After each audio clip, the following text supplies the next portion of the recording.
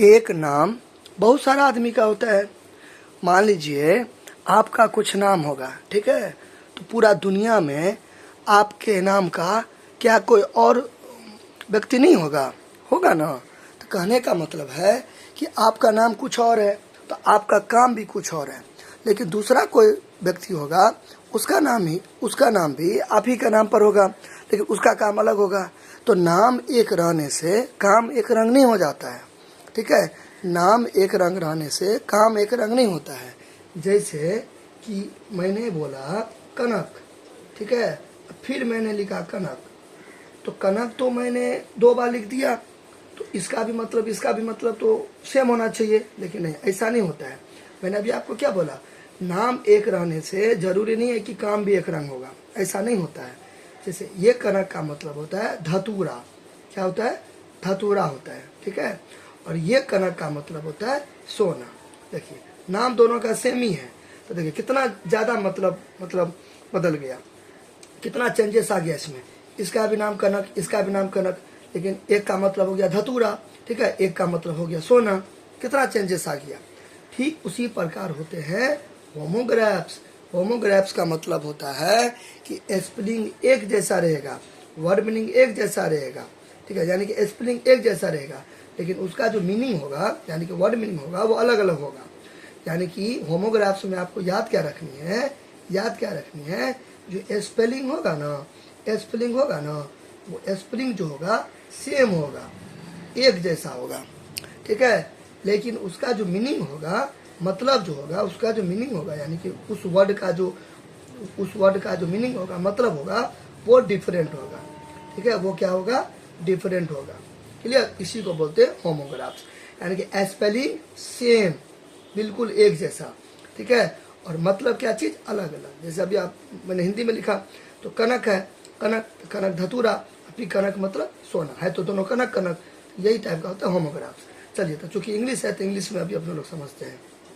देखिए, तो एग्जाम्पल में मैंने लिखा यहाँ पर टीयर, क्या लिखा? टीयर। और फिर मैंने लिखा टीयर, ठीक है, तो मैंने टीयर लिखा, फिर टीयर लिखा, तो ये टीयर का मतलब होता है फाड़ना। जैसे कि मान लीजिए मैं इसे करके फाड़ दिया, तो ये टीयर हो गया। और ये टीयर का मतलब होता है आंसू। देखिए उच्चारण भी लगभग में सेम होता है, ठीक है, तो ज़्यादातर उच्चारण भी क्या होता है, उच्चारण का मतलब होता है प्रोनाउंसिएशन। इसको आप कैसे पढ़ेंगे, ठीक है, तो काफ़ी हद तक सेम होता है। हालांकि कहीं कहीं डिफरेंट हो जाते हैं, अलग अलग हो जाते हैं उच्चारण, लेकिन लगभग में मोटा मोटी ज़्यादातर सही मतलब एक ही होते हैं, ठीक है। कभी कभार अलग हो जाते हैं, वो बात अलग है, ठीक है। अभी आपको मुद्दा वाला चीज़ समझना। मुद्दा ये है कि होमोग्राफ्स अभी अपने लोग पढ़ रहे हैं। होमोग्राफ्स में क्या होगा?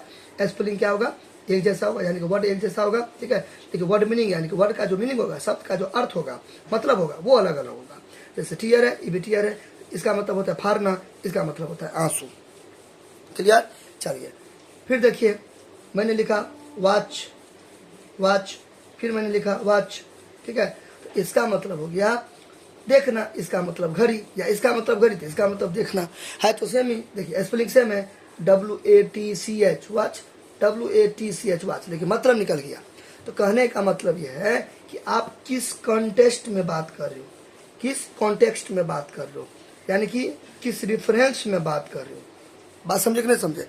किस कॉन्टेक्स्ट में बात करो, किस रेफरेंस में बात करो, यानी कि आपका जो सिचुएशन किस हिसाब से है, ठीक है, यानी कि उसी को बोलते हैं तरीका से, किस संदर्भ बोलते हैं हिंदी में, किस संदर्भ में बात कर रहे हैं, तो किस कॉन्टेक्स्ट में बात करें, किस रेफरेंस में बात करें, किस संदर्भ में बात करें, किस प्रसंग में बात करें, यानी कि आपका सिचुएशंस क्या है, उसके अकॉर्डिंग आप वर्ड मीनिंग को अप्लाई कीजिएगा।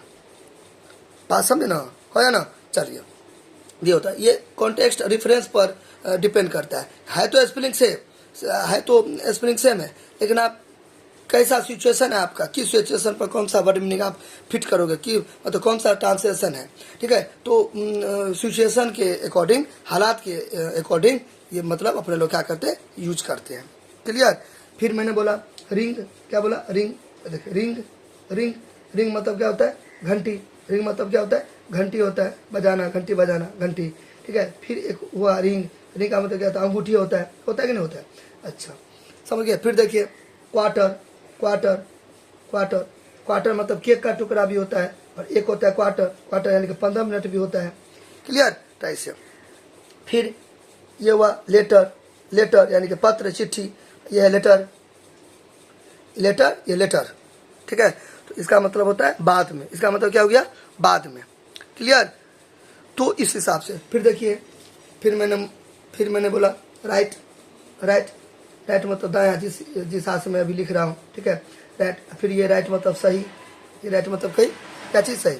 इसका देखिए, इसका भी स्पेलिंग सेम, इसका भी मतलब सेम, लेकिन इसका मतलब हो गया दायां हाथ, राइट हैंड, यानी कि राइट यानी कि दायां हो गया, इसका मतलब क्या हो गया? सही हो गया। क्लियर? फिर देखिए ये क्या हो गया? ये हो गया लीड, ये क्या हो गया? लीड। और फिर ये होता है लेड। तो मैंने बोला ना कि सब में एक ही रंग नहीं पड़ते हैं। ठीक है, कुछ कुछ में ऐसा होता है जो थोड़ा सा प्रोनाउंसिएशन, उच्चारण क्या होता है, डिफरेंस हो जाता है। लेकिन इसको मैंने बोला लीड, इसको बोला लेड, इन्हें कि इसको भी लीड, इसको भी लीड, ऐसा नहीं है, कहीं के अलग भी होता है, देखने को मिलता है। तो ये लीड का मतलब क्या होता है? पीवी होता है, जो कि एक प्रकार का मेटल होता है, धातु होता है। ठीक है, इस लीड का मतलब होता है मार्गदर्शन करना। बात समझ ना, क्या होता है इसका मतलब? मार्गदर्शन करना होता है। जैसे कि होता है ना, जैसे कि मैं आपको लीड कर रहा हूँ, यानी कि मैं आपका क्या कर रहा हूँ? मार्गदर्शन कर रहा हूँ। तो टीचर क्या करते हैं? स्टूडेंट को लीड करते हैं। टीचर क्या करते हैं? स्टूडेंट को लीड करते हैं। क्लियर? प्राइम मिनिस्टर इंडिया को क्या कर रहा है? लीड कर रहा है। क्लियर ना? ऐसे करके बिहार में सीएम है, तो बिहार के पब्लिक को वो क्या करता है? लीड करता है। तो जो भी मतलब एक तरीका से जिसके मतलब आपसे जो बड़े हैं नगर में, ठीक है, जैसे कि मान लीजिए आपके पापा हैं, तो वो आप लोगों को क्या करे? लीड कर रहे हैं। लीड मतलब होता है मार्गदर्शन करना, चाहे गुरु हो गया या कोई भी हुआ जो आपको अच्छा रास्ता दिखा रहा है, मार्गदर्शन कर रहा है, आपको आगे की ओर ले जा रहा है, आपकी ज़िंदगी में तरक्की करवा रहा है, तो वो आपको लीड कर रहा है। ऐसे है। क्लियर? चलिए अब यहाँ तक हो गया। तो ये सब कुछ एग्जाम्पल था किसका? होमोग्राफ्स का। किसका एग्जाम्पल था? होमोग्राफ्स का। ठीक है, फिर देखिए बैट, ये भी बैट। इस बैट का मतलब क्या हो गया? बल्ला, बल्ला। इस बैट का मतलब हुआ बल्ला, इस बैट का मतलब हो गया चमगादड़, चमगादड़। तो इस हिसाब से ईटीसी, तो बहुत सारा एग्जाम्पल आप इसमें फिट कर सकते हैं। क्लियर? चलिए, तो अगर आपसे कोई पूछेगा कि होमोग्राफ्स क्या होता है, क्या पूछेगा? होमोग्राफ्स क्या होता है, तो आपको बताना है व्हाट आर होमोग्राफ्स। तो आपको बताना है कि homographs are words that have the same spelling but have more than one meaning। यानी कि स्पेलिंग्स, होमोग्राफ्स वो वे होते हैं जिनके स्पेलिंग क्या होते हैं? सेम होते हैं, बट मतलब लेकिन उनका मीनिंग अलग होता है। ठीक है, एक से ज़्यादा उनका मीनिंग हो सकता है। तो स्पेलिंग सेम होते हैं लेकिन उनका अर्थ, उनका मतलब एक से ज़्यादा होते हैं। तो homographs are words that have the same spelling. सही बात है, सेम स्पेलिंग है, सेम स्पेलिंग है। ठीक है, but have more than one word meaning, यानी कि उसके वर्ड मीनिंग क्या होते हैं, मतलब क्या होते हैं? अलग अलग होते हैं। ठीक है, एक से ज़्यादा भी हो सकते हैं ऐसे। ठीक है, अच्छा, जैसे example, the lion jumped into the well, WELL, well. देखिए वेल क्या होता है, यहाँ पर मैं लिख रहा हूँ वेल, ये यहाँ वेल। वेल क्या होता है? वेल, वेल, तो वेल होता है hole in the earth, hole in the earth, hole in the earth for a supply, supply of water. ठीक है, यानी कि पानी की आपूर्ति के लिए धरती में किया गया छेद। ठीक है, ये मान लीजिए धरती है, धरती है, धरती है, धरती है, ये धरती है, तो इसमें आपने क्या किया? छेद कर दिया। ठीक है, इसमें छेद कर दिया। ठीक है, अब इसमें ऐसे करके पानी इसमें आपने सप्लाई कर दिया, ये कुआं हो गया। तो वेल का मतलब होता है कुआं। क्या होता है? कुआं होता है। वेल का मतलब क्या होता है? कुआं होता है। क्लियर? कुआं होता है। तो वेल क्या होता है? Hole in the earth for a supply of water, यानी कि मिट्टी में आपने क्या किया? छेद कर दिया, उसमें पानी सप्लाई कर दिया, तो वही हो गया कुआं हो गया। बात समझना? तो वेल मतलब कुआं। ठीक है, अच्छा, तो इसका मतलब क्या हुआ? इसका मतलब क्या हुआ? इसका मतलब ये हुआ कि जो शेर जो है ना, कुआं में कूद पड़ा, शेर कुआं में जंप, यानी कि कूद पड़ा, तो हो गया ये। देखिए यहाँ पे वेल हुआ, यहाँ पे देखिए वेल है। अब इसका मतलब क्या हो गया? We played well in the match, यानी कि हम लोगों का मैच में अच्छा प्रदर्शन रहा, यानी कि हम लोग मैच में अच्छा खेले। ठीक है, यानी कि इसका वेल का मतलब हो गया गुड। तो देखिए ये वाला वेल का मतलब हो गया कुआं, एक और वेल हो गया, एक और वेल हो गया, इसका मतलब हो गया गुड। Good, clear. तो देखिए स्पेलिंग सेम है, देखिए मतलब बहुत एक से ज़्यादा निकल गया, ज़्यादा हो गया मतलब, इसका मतलब देखिए कुआं हो गया, इसका मतलब अच्छा हो गया है, तो सेम, लेकिन मतलब एक रंग नहीं आया, मतलब एक से ज़्यादा हो गया। क्लियर ना। वो यहाँ पे है, वो यहाँ पे है homographs are words that have the same spelling but have more than one meaning. The lion jumped into the well, शेर कुआं में कूद पड़ा। यहाँ पे वेल, WEL वेल, इस सेंस में, इस कॉन्टेक्स्ट में, इस रेफरेंस में, इस सिचुएशन में क्या हो गया, वेल का मतलब मतलब कुआं हो गया। देखिए इस कॉन्टेक्स्ट में, इस संदर्भ में, इस प्रसंग में, इस सिचुएशन में, ठीक है, इस कंडीशन में क्या हो गया, we played well in the match, यानी कि हम लोग मैच में अच्छा खेले। तो यहाँ पे वेल का मतलब क्या हो गया, गुड। तो यानी कि दोनों वर्ड मीनिंग सेम है, लेकिन मतलब एक से ज़्यादा निकल गया।